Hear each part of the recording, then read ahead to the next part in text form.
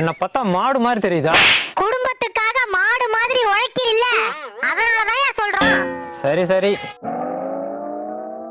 எங்கம்மா மாட்டை ஓட்டிட்டு போற? இன்னைக்கு மாட்டு பொங்கல் சித்தப்பா, அதான் மாட்டை குளிப்பாட்ட போறேன். பார்த்து போயிட்டு வாமா. யோ, பொங்கலே முடிய போது எப்பயே புது ட்ரெஸ் எடுத்து கொடுப்ப?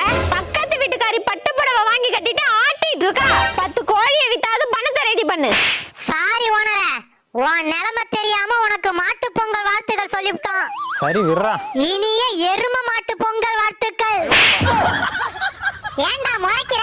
உன் பொண்டாட்டி எவ்வளவு திட்டுனாலும் எரும மாடு மாதிரி கேட்டுட்டு தானே இருக்க. மாடு எங்கம்மா? அது தண்ணியில இறங்கவே மாட்டேது சித்தப்பா, அதான் தள்ளி விட்டேன். இப்ப ஜாலியா நீச்சல் அடிச்சிட்டு இருக்கு. நீச்சல் அடிக்குதா?